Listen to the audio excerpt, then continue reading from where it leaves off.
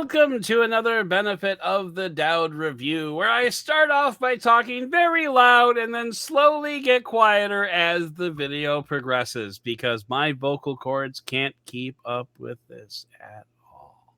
That's okay. Anyway, that's what I'm here for. I'm your host, Adam Doud, and joining me, as already introduced, is Mr. Cliff Thomas, co-host. Cliff, how you doing today? Fantastic. But I've been wondering, if I have a naked iPad, what do I do with it? Well, as luck would have it, we happen to have a couple of accessories that you might like in order to supplement the iPad in question. I think is what we're talking about here. But yeah, so we have a couple of accessories that I've actually been using for some time now that will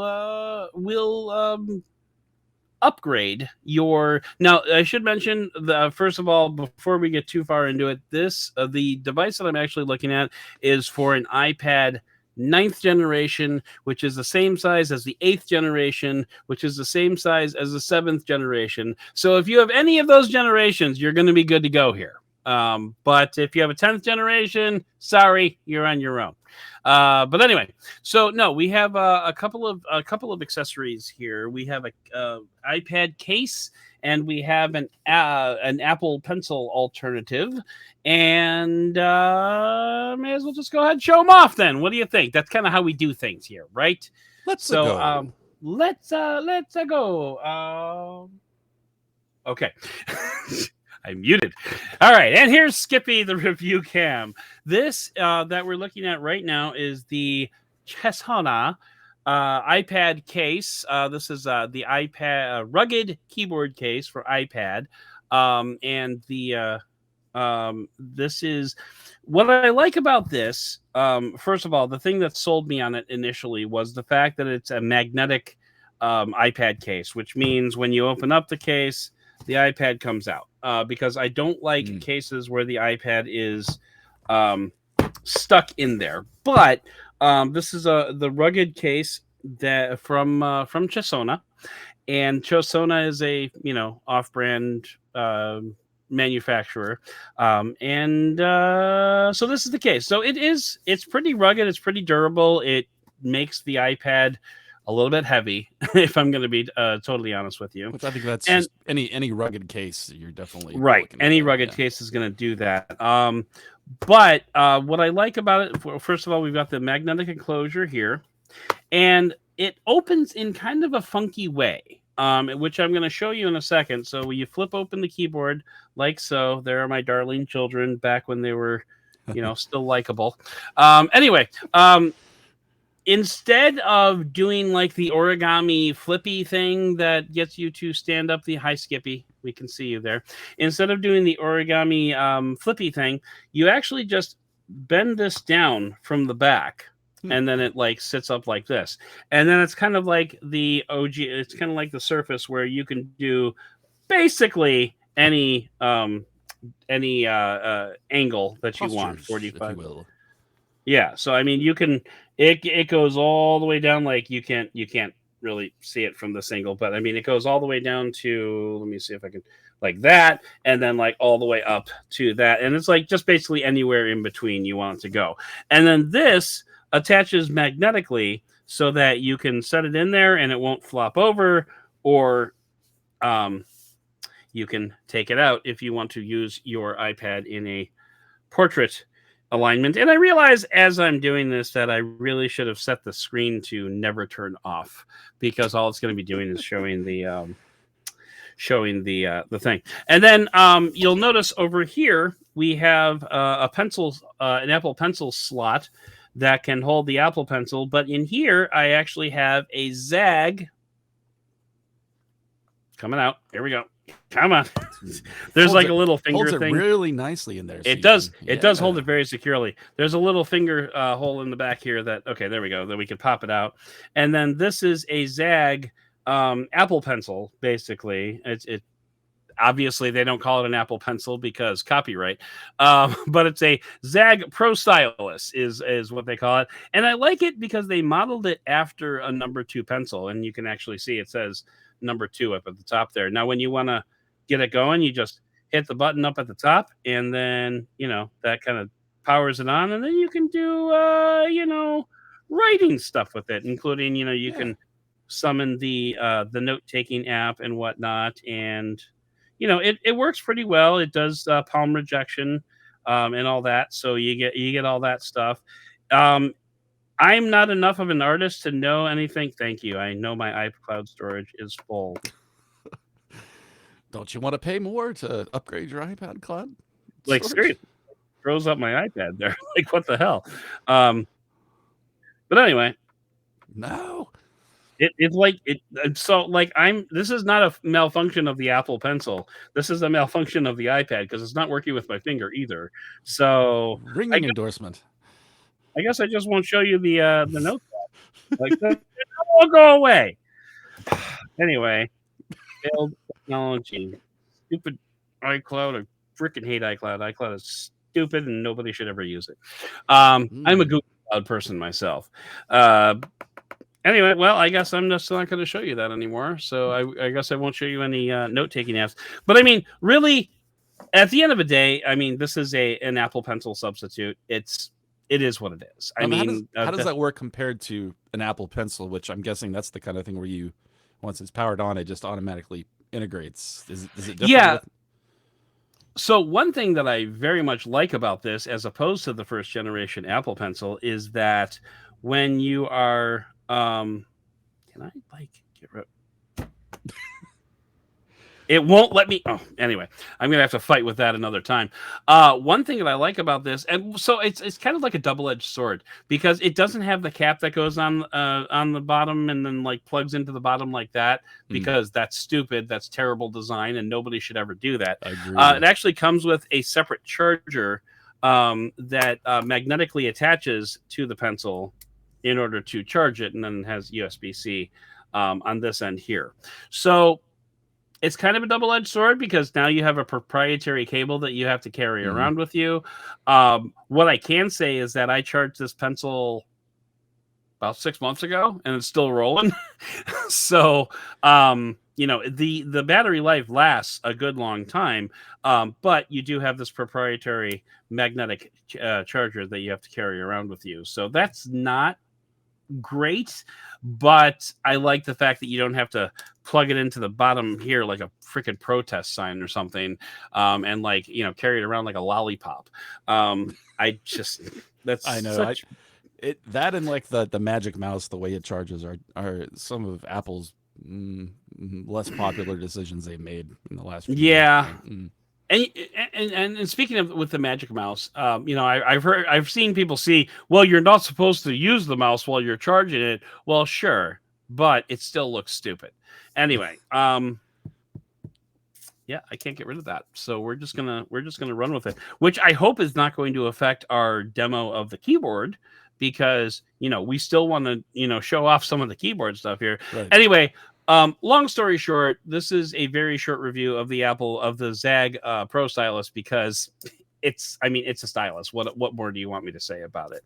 As far as like writing is concerned, it feels like plastic on glass. I mean, it's not a one-to-one pencil analog. The Apple Pencil 2 definitely feels better when it comes to writing on here, but I have used this to sign documents and the like, and it's fine. It's just as good as the first generation Apple Pencil, I would say. I would like to feel a little bit more resistance in the tip, as for a more like paper writing experience, because this, you could kind of tell this kind of just floats along the top there. And here's the thing: the Apple Pencil is what, like $100, something like that. Yes, and this is less than 50. So there you go. So, and actually, I don't know. So Amazon is showing that there's a 35% coupon applied to one item per order at checkout. I don't know if this is like specific to this device or if it's like a category of devices or something like that. But I mean, like, if you can get this thing at 35% off, do that. Yeah, that's a great deal. But anyway, so there will be a link to this in the show notes. And I'm Bobby Brady right now. I hope you don't mind. But anyway, so that is the pencil by Zagg, and then we've got the Chesona case, which I wanted to talk a little bit more about because it's a little bit more involved. So you just snap it back in like that.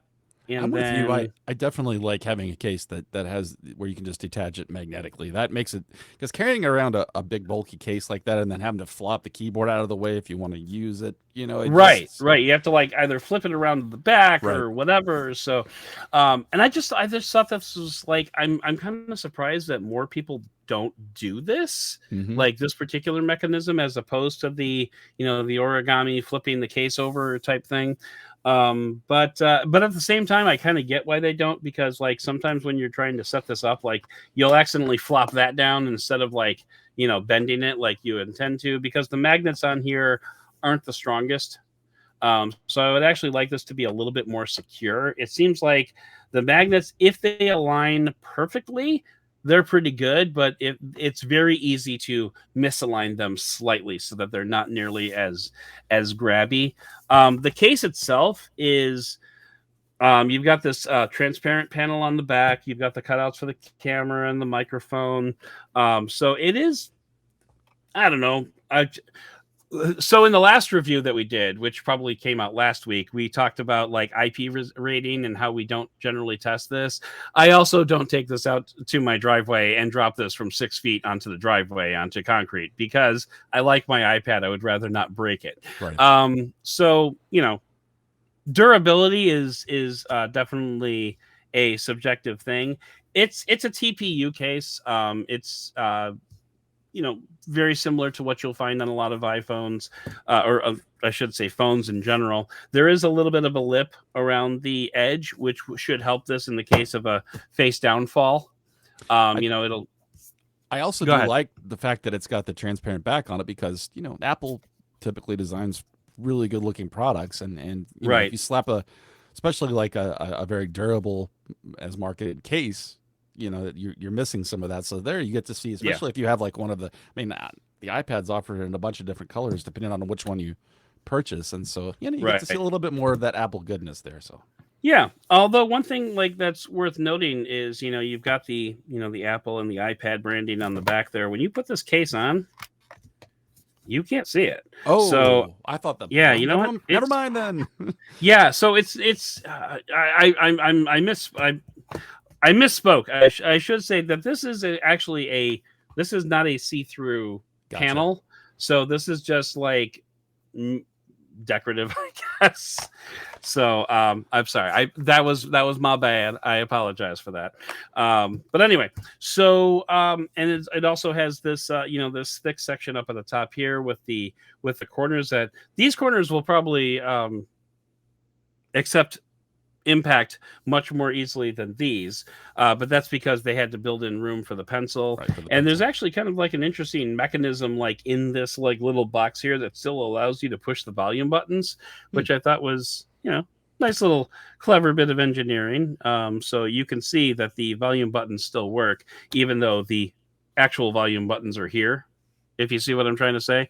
So like there's like an extender there or something. But anyway, so that's that. And then when it comes to the keyboard, I mean, everybody knows that I'm a fan of the chiclet style keyboards, much to Cliff's chagrin. But one thing that I like about this is there is a backlight. Which it's backlit. Cool.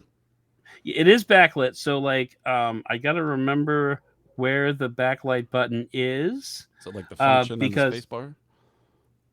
It's not on the space bar. And actually, I kind of screwed things up before, because when I was trying to... so I got the keys to light up just now just by tapping on the keyboard. But there is an intensity. Oh, it's here. It's the shift, I think. So yeah. So you can turn that. There's 1, 2, 3 levels of brightness that you can do. And you can, I believe, rotate the colors as well. So with the return button, so it's got RGB. Wow. It has RGB, but it's not like a rotating RGB. You can just set it to like your preferences, which is kind of cool. I accidentally turned off the mouse before because One thing, and this is actually kind of a neat little thing. Like you pointed out, normally when you want to turn on the backlight of a keyboard, you do like a function on the spacebar thing. Well, the function on the spacebar thing actually turns off the trackpad. Ah, gotcha. So like I accidentally turned off the trackpad before, and I'm like, what happened to the mouse? Why isn't this working? No, I actually like that though, because I don't know about you, but when I'm typing on a laptop keyboard, my thumb will tap. Mm-hmm. Well, my thumb will tap. Like I'll be typing like this, and my thumb will just do that and like reposition the cursor. Mm-hmm. So now I'm like typing in the battery section of my review as opposed to the conclusion. Right. And so it gets a little weird. So I actually kind of like, if you're having one of those days where you can't control your thumbs, you can actually just turn that off with that's definitely a good feature to have. Push of the button. Mm-hmm. And so the keyboard backlight gets bright. You can do volume adjustment. You can do brightness of the iPad adjustment. You can do there's play controls here, which aren't working because I'm not playing anything right now. But overall, like, this has all the functionality that you could want. I've used this to write a few articles. Like I've had this in my office for about 4 months now. Mm-hmm. So I've used it off and on. It's funny. I mainly use this iPad when I'm watching Apple TV stuff, because I normally watch content on an Android tablet, and Apple TV Plus doesn't work on an Android tablet unless you do the stupid navigate to the website thing and log in that way. That's just gross. So I'll usually use this when I'm watching Apple TV content, but every now and then when I'm done, playing games on my iPad mini, I'll do the flip flop and I'll start watching content on the iPad mini, and I can write on here. And I've written a few articles on here. It's a very comfortable keyboard. The keys are a little bit more compressed than I normally would like. The distance between, which I believe is called the pitch, in between the keys is a little bit tighter than I would normally like. There is a little bit, you can't really see it, but you can feel it. There's a little bit of concave action to the keys.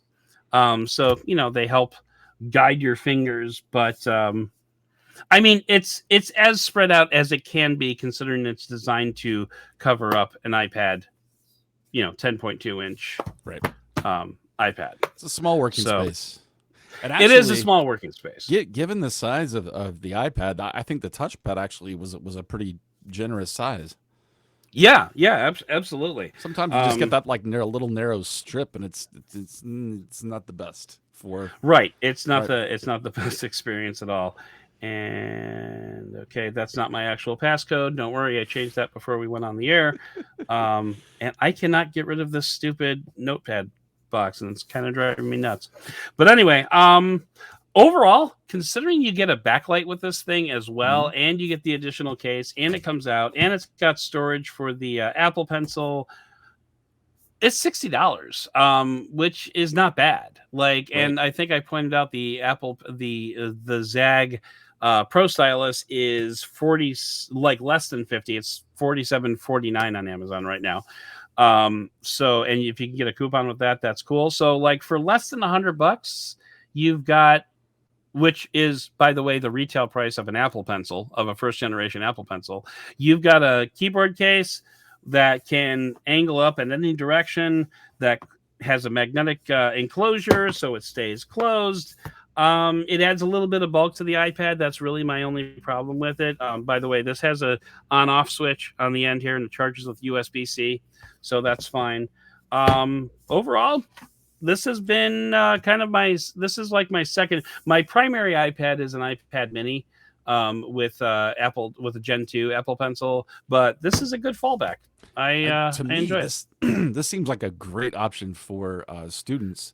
If your particular school system, for example, issues you an iPad rather than a Chromebook, which is still a thing. Apple's huge in education, or even if you're just doing that around the house, that would be a great way to add utility to it without basically spending almost as much as the cost of a entry level iPad.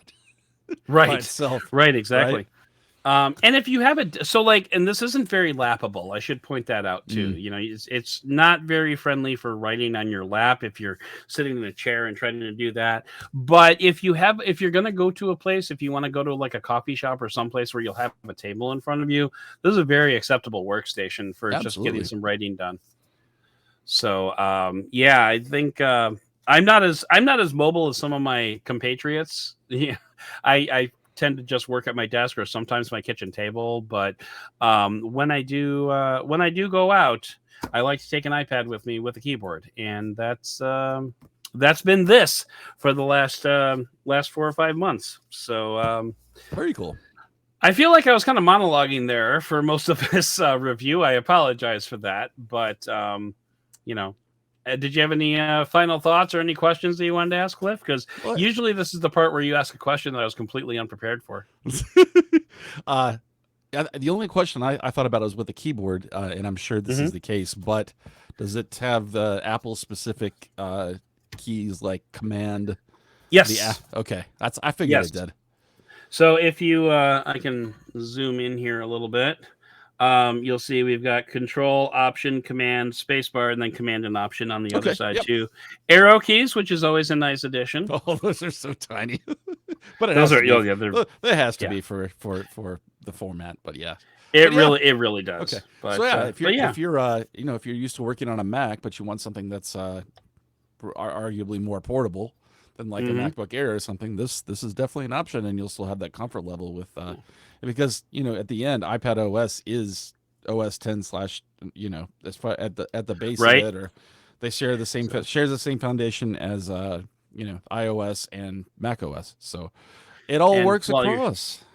While you're talking there, I'm just kind of showing you the top row of keys that has your media controls and your mute and all that. So all the things you would expect. Yeah, all the things you would expect. And by the way, I don't know if you saw this, but an independent Bluetooth button on the letter C there, which is nice.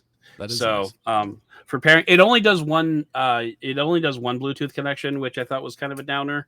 But because it's kind of nice if you're working on here and like somebody pops in a Slack message, you can like switch over your mouse and like go type over there real quick. But gotcha. I mean, honestly, that for $50, I mean, come on, folks, or for $60, you can't have everything, and that's a very acceptable compromise. Absolutely, yeah. But all right, well, I think that is going to do it. Sorry for the monologue there. I didn't plan on doing that, but here we are.